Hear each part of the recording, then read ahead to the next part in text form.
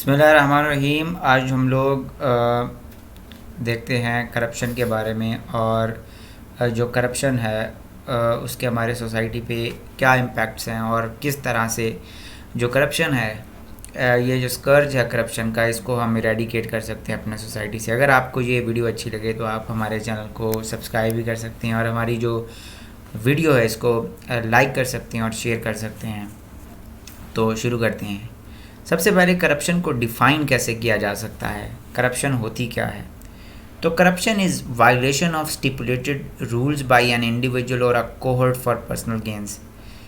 कोई भी इंडिविजुअल या फिर कोई भी ग्रुप, कोई भी इंडिविजुअल या कोई भी ग्रुप, अगर वो क्या करे, वो रूल्स को, जो कि रूल्स हों किसी इदारे के हों या किसी सोसाइटी के हों, उसको वायलेट करे अपने पर्सनल गेंस के लिए, तो इसको करप्शन बोलते हैं।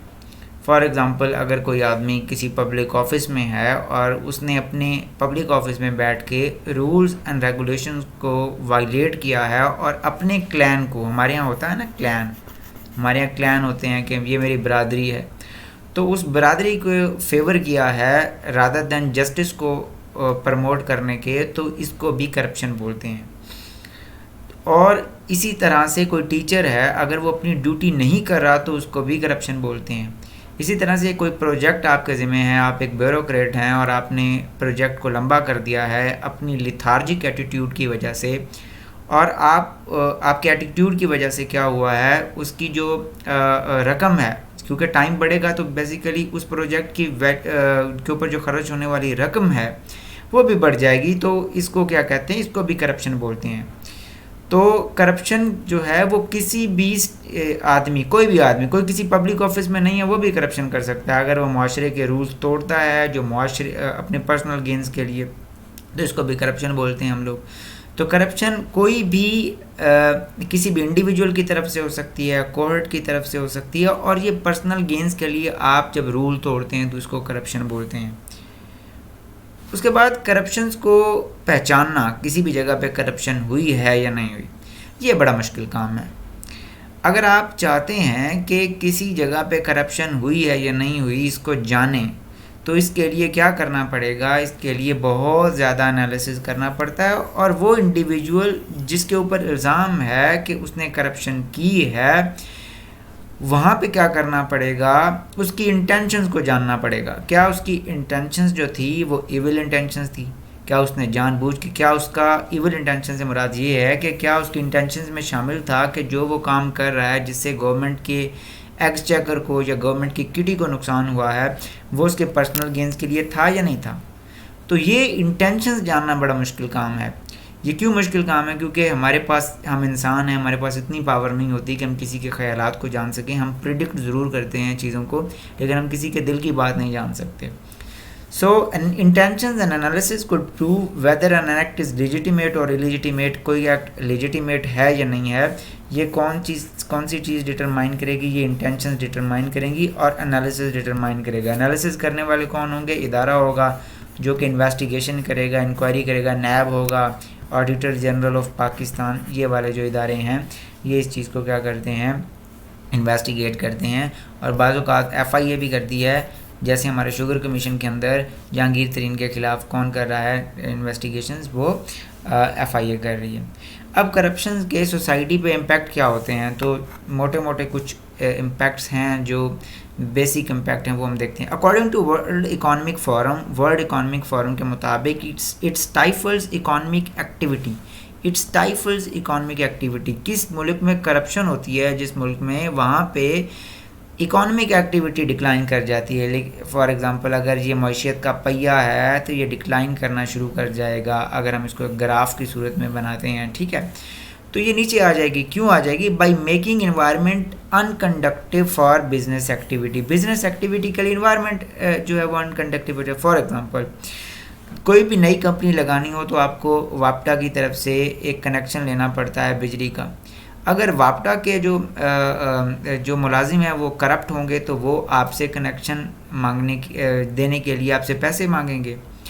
या फिर आपको तंग करेंगे कि आप उनको पैसे दो। तो इस वजह से जो इन्वेस्टर होता है या वो एक्सपैट पाकिस्तानी हैं, वो पाकिस्तान में आके बिज़नेस नहीं करते, क्योंकि उनको पता है कि हर जगह पे उनको आके पैसे देने पड़ेंगे, अपना असर और रसूख जो है वो वहाँ पे इस्तेमाल करना पड़ेगा कनेक्शन लेने के लिए, ज़मीन के लिए, अप्लाई करने के लिए, EIA करवाने के लिए, जिसको इन्वायरमेंटल इम्पैक्ट असेसमेंट बोलते हैं, कि कोई नया जो कंपनी लग रही है, यूनिट लग रहा है, उसके इन्वायरमेंट पे क्या इम्पैक्ट है। अगर वो EIA का जो महकमा है वो करप्ट होगा तो वो भी पैसे मांगेगा आपको इजाज़त देने के लिए कि आप ये कंपनी लगा सकते हैं या नहीं लगा सकते। तो ये आपकी इकोनॉमिक एक्टिविटी को स्टाइफल करती है। फिर people are stripped from their fundamental right of property. आपके जो फंडामेंटल राइट ऑफ प्रॉपर्टी है वो वायलेट हो जाता है। फॉर एग्जांपल फिर लैंड माफियाज आ जाते हैं आपके कंट्री में, उनका होल्ड हो जाता है। उनको पता है कि वो किसी भी ऑफिशियल को, ईमानदार लोग तो हैं नहीं, तो किसी भी ऑफिशियल को क्या करके उसको पैसे दे के वो किसी की ज़मीन को हथिया सकते हैं। उसी तरह से फिर जब पैसे सारे चले जाएंगे तो गवर्नमेंट एंड पे बहाना बनाएगी मेरे पास तो पैसे ही नहीं है, तो वो क्या करेगी फिर GDP के 2% सिर्फ क्या करेगी, एजुकेशन के ऊपर स्पेंड करेगी। तो गरीब लोग जिनको एजुकेशन की ज़रूरत है, क्वालिटी की एजुकेशन की ज़रूरत है, वो उनको नहीं मिल पाएगी करप्शन की वजह से। फिर उसके बाद एक्सेस टू जस्टिस भी क्या होता है, वायलेट होता है। कोई भी बड़ा आदमी जाएगा, वो SHO को पैसे देगा, SHO उसको क्या कर देगा, छोड़ देगा, और वो तफ्तीश वाले को दे देगा। तफ्तीश वाला क्या होगा, वो पैसे लेके गलत जो इंक्वायरी है वो लिख देगा। गरीब आदमी बेचारा सफ़र करेगा क्योंकि उसके पास पैसे नहीं है ना, वो करप्शन, वो ब्राइबरी नहीं दे सकता, वो किसी को पैसे नहीं दे सकता। तो इस वजह से क्या होगा, उस बेचारे के राइट वायलेट होते जाएंगे, और इससे ये क्या होता है, एक्सेस टू जस्टिस को भी क्या करती है, डिसरप्ट करती है करप्शन। तो ये हमारे फंडामेंटल राइट्स को बेसिकली इम्पेयर करती है, इसलिए ये बहुत बुरी चीज़ है। उसके बाद miss allocation of resources. For example miss allocation of resources से मुराद ये है कि गवर्नमेंट को चाहिए कि पैसे वो इंफ्रास्ट्रक्चर को ठीक करने के लिए लगाए, क्योंकि उससे इकॉनमी ठीक होती है। गवर्नमेंट क्या करती है, जब गवर्नमेंट में करप्ट लोग होते हैं, करप्शन होती है, तो वो क्या करते हैं, वो इसकी बजाय क्या करेंगे, कोई ऐसी डील कर लेंगे गैस में या फिर किस में, आर्म्स की डील कर लेंगे, जिससे उनको क्या हो, कमीशन आए। आपको पता होगा पाकिस्तान में एक पॉलिटिशियन ऐसा है जिसको मिस्टर 10% दुनिया में कहते हैं, और ये अंग्रेज़ी किताबों में भी लिखा हुआ है कि उसको नाम मिस्टर 10% है, वो कमीशन लेता है। आप खुद प्रिडिक्ट कर सकते हैं वो कौन है। तो जब ऐसा होता है तो फिर एलोकेशन नहीं होती रिसोर्सेज की जहाँ पे होनी चाहिए, यानी इंफ्रास्ट्रक्चर की बजाय कोई ना कोई डील हो जाएगी जहाँ पे उनको कुछ माली फ़ायदा मिल रहा है, और इससे क्या होगा, कंट्री के जो रिसोर्सेज हैं मिस एलोकेट हो जाएंगे। मिस एलोकेशन ऑफ टैलेंट भी होती है। फॉर एग्जांपल जो नए बच्चे हैं वो एंटरप्रेन्योर बनने की बजाय नए नई फैक्ट्रियाँ लगाने की बजाय, नए स्टार्टअप्स की बजाय क्या करेंगे, वो जाएंगे CSS की तरफ। वो CSS के एग्ज़ाम देंगे, या फिर वो कहेंगे इससे अच्छा है कि हम SHO बन जाते हैं। इधर तो हमें मेहनत करनी पड़ेगी, पहले रिसर्च करनी पड़ेगी, मेहनत करके फिर कंपनी खड़ी करनी पड़ेगी, बाद में हमें बेनिफिट्स मिलेंगे। क्यों ना ऐसे एक ही बार CSS कर लें या फिर SHO बन जाएं और अपनी तिजोरी भर लें। तो फिर क्या होता है, मिस एलोकेशन ऑफ टैलेंट होता है। डॉक्टर भी जो अच्छा भला काम कर सकते हैं तबी शोबे में, जिसको में पाकिस्तान में ज़रूरत है इस चीज़ की, फ्री लोगों को दवाइयाँ दे सकते हैं, NGO खोल सकते हैं, वो CSS की तरफ आ जाते हैं, और उनके ऊपर जो लगे हुए रिसोर्सेज होते हैं वो ज़ाया हो जाते हैं, जो गवर्नमेंट लगा कर उनको डॉक्टर बनाती है। तो ये भी स्कर्ज है हमारी करप्शन का। फिर मोनोपोली ऑफ अ फ्यू। ऐसे मुल्क में जहाँ पे करप्शन होती है, चंद ही लोग इजारादारी हो जाती है उनकी। पाकिस्तान में भी ऐसा ही है। 31 फैमिलीज़ पाकिस्तान में क्या करती हैं, वो पूरे मुल्क के अंदर कंट्रोल करती हैं पाकिस्तान स्टॉक एक्सचेंज को। ये हमारे मुल्क का हाल है, हमारे मुल्क की ये इकॉनमी का हाल है। और ऐसे मुल्क में क्या होता है, फ़्लाइट ऑफ कैपिटल हो जाता है। मुल्क में इन्वेस्टमेंट नहीं आती, बल्कि यहाँ से चली जाती कहीं और। अब ये सारी चीज़ें तो हो गई, और भी उसके बहुत सारे इम्पैक्ट हैं, यानी पॉवर्टी होती है, टेररिज्म होती है। अगर गरीबों को पैसे नहीं मिलेंगे, उसके बाद जो FBR है वो पैसे कलेक्ट करता है। अगर FBR के लोग करप्ट होंगे तो वो क्या करेंगे, वो करप्शन करके थोड़े थोड़े पैसे इकट्ठे करेंगे और कहेंगे कोई देता नहीं है, या फिर वो क्या करेंगे, रजिस्टर्ड ही नहीं करेंगे लोगों को, तो बाहरी मुकमुका कर लेंगे। तो इससे क्या होगा, पूरा का पूरा जो बजट है वो कलेक्ट नहीं हो पाएगा। पाकिस्तान का मसला ये भी है कि पाकिस्तान चाहता है कि वो 7600 अरब तक या 7000 अरब तक पैसे इकट्ठे करे, लेकिन FBR सिर्फ 4600 तक इकट्ठे कर सका है। इस बार मेरे ख्याल में 4300 के करीब होंगे, और नेक्स्ट टाइम जो टारगेट है वो हमारा अगले साल का वो है 56 बिलियन रुपीज़। उसके बाद वेज क्या हैं, क्या वो तरीके हैं जिसके ज़रिए से इस मैनेस को क्या किया जा सकता है, ख़त्म किया जा सकता है। तो ये बड़े क्लियर हैं। Strict laws must be legislated, strict laws legislation होने चाहिए, स्ट्रिक्ट लॉज बनाए जाने चाहिए in order to eradicate corruption को ख़त्म करने के लिए, नॉट जस्ट बार्गेन। अभी ये है कि जो 1999 का हमारे रूल्स हैं और रेगुलेशंस हैं उनके मुताबिक जनाब अगर कोई बंदा करप्ट है तो नैब उसके पास जाएगी और वो बार्गेन कर सकता है, वो कह सकता है कि मैं पैसे वापस करूँगा। अगर वो ऐसा कह दे, पैसे वापस कर दे, तो उसको कोई सज़ा नहीं होती। हालांकि होना ये चाहिए कि जो इंसान बदउनवानी करता है उसके सोशल राइट्स पे भी कुछ ना कुछ होना चाहिए, यानी उसकी गवाही कभी कबूल नहीं होनी चाहिए, ऐसा कोई चीज़ रखनी चाहिए हमें, और उनको स्ट्रिक्ट सज़ाएं मिलनी चाहिए। लाइफ इम्प्रिजनमेंट भी चाइना देता है, तो क्यों ना हम ऐसा करें ताकि डिस्करेज किया जा सके इस चीज़ को। फिर good governance and linkage of a PM portal with the performance of officers. अभी प्राइम मिनिस्टर जो पोर्टल है वो पोर्टल तो आ गया है, बट पोर्टल के ऊपर शिकायत जब हम दर्ज करते हैं तो वो शिकायत हल नहीं होती, लेकिन वो ऑफिसर उसको हल डिक्लेयर कर देता है, यानी वो अपनी तरफ से हल कर दिए उन्होंने, वो लिख देते हैं। तो प्राइम मिनिस्टर पोर्टल को चाहिए कि वो परफॉर्मेंस से लिंक करें। जब फीडबैक देते हैं आवाम तो उस फीडबैक के बाद उस ऑफिसर से पूछना चाहिए कि क्या मसला था कि ये फीडबैक आया, नेगेटिव फीडबैक आया।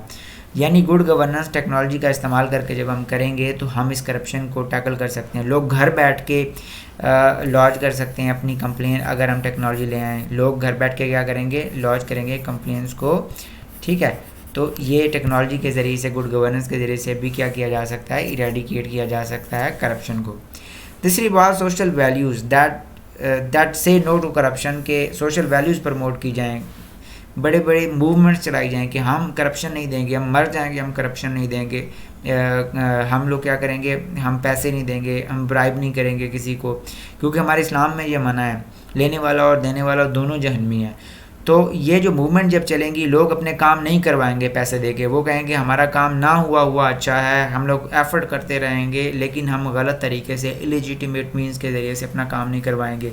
लेकिन जब तक ये चलता रहेगा सोसाइटी में कि करप्शन के बगैर कोई काम नहीं होता, तो आपने उसको चेंज करने के लिए कोई इकदाम भी नहीं उठाना। यानी ये बात होती रहेगी कि तुम एक अलग आ गए हो जो पाकिस्तान को तब्दील करने निकले हो, ऐसा हो नहीं सकता, तुम पाकिस्तान को तब्दील कर नहीं सकते। जब तक ये वाला एटीट्यूड होगा तो पाकिस्तान में करप्शन नहीं जा सकती, ठीक है। तो हमें सोशल जो वैल्यूज़ हैं उनको प्रमोट करना चाहिए कि लोग करप्शन जो है वो करप्शन को डिस्करेज करें रादर दैन इनकरेज करने की बजाय। Promote religious values to eradicate corruption. अब हम जो आजकल का सोसाइटी है 21वीं सदी है, इसमें रिलीजन का रोल बहुत कम हो गया है, लेकिन अब थोड़ा रिसर्च कर रहा है रिलीजन दोबारा। पिछली सदी में रिलीजन बिल्कुल साइडलाइन हो गया था। रेनेसांस के बाद जब हमने साइंस के ऊपर ज़्यादा फोकस करना शुरू कर दिया, हमने रिलीजन को साइडलाइन कर दिया है। हमने पॉलिटिक्स से रिलीजन को साइडलाइन कर दिया 1648 के बाद जब ट्रीटी ऑफ वेस्टफैलिया हुआ। तो ये जब तक हम, रिलीजन बहुत अच्छी चीज़ है, रिलीजन को प्रमोट करना चाहिए। रिलीजन क्या करता है, वो इमोरलिटी को ख़त्म करता है सोसाइटी से, और रिलीजन समझना पड़ेगा हमें कि रिलीजन जो है यही सब कुछ है। हम रिलीजन के ज़रिए से बहुत सारी प्रॉब्लम को सॉल्व कर सकते हैं, बहुत सारी क्या सारी प्रॉब्लम को ही सॉल्व कर सकते हैं, इन्वायरमेंटल प्रॉब्लम से लेकर बदउनवानी तक, और माशरे में बढ़ती हुई मुनाफरत को भी ख़त्म कर सकते हैं। तो रिलीजन को प्रमोट किया जा सकता है। स्पेशली इस्लाम जो है हमारा, इस्लाम क्या करता है, ये एक मुकम्मल दीन है और इसका प्रमोट करना चाहिए गवर्नमेंट को। क्योंकि होता ये है कि जब एक ऑफिसर इस्लाम को फॉलो करेगा तो जब गवर्नमेंट उसके ऊपर चेक नहीं भी रखेगी तो वो ये अकेला बैठा हुआ भी ये कहेगा कि गॉड तो मुझे देख रहा है। जब गॉड देख रहा है तो वो क्या करेगा, वो अपनी ड्यूटीज़ को फुलफिल करेगा। It is a best way to weed out corruption. Strengthening of institution and like attorney general of Pakistan and NAB are also important. इनको भी स्ट्रेंथन करना चाहिए, ये भी हमारे जो है वो इम्पॉर्टेंट हो सकता है। हमें इसको भी क्या करना चाहिए, हमें इम्प्रूव करना चाहिए इन इदारों को, क्योंकि जब ये इदारे क्या होंगे, ये इम्प्रूव्ड होंगे तो हम लोग करप्शन को वीड आउट कर सकते हैं। फॉर एग्जांपल जो नैब है, नैब के पास जो है वो इंस्टीट्यूशनल कैपेबिलिटी नहीं है, इसके पास मैन पावर नहीं है और इसके पास टेक्नोलॉजी नहीं है। जब इसके पास टेक्नोलॉजी नहीं है तो यही वजह है कि नैब क्या करती है, 3-3 महीने तक लोगों को जेल में बांध रखती है, ठीक है, उनके फंडामेंटल राइट्स को इम्पीरियल कर देती है, और उसके बाद कहती है कि हमारे पास कोई सबूत नहीं है और जो वाइट कॉलर क्राइम है ये पकड़ना बहुत मुश्किल है। जब तक जनाब ये एटीट्यूड होगा तब तक आप जो अपने सोसाइटी से करप्शन को वीड आउट नहीं कर सकते। जब तक आपके इंस्टीट्यूशंस के पास कैपेबिलिटी नहीं होगी तब तक आप ये कर्ज ख़त्म नहीं कर सकते। मुझे उम्मीद है आपको ये लेसन अच्छा लगा होगा। दुआ में याद रखिएगा। शुक्रिया।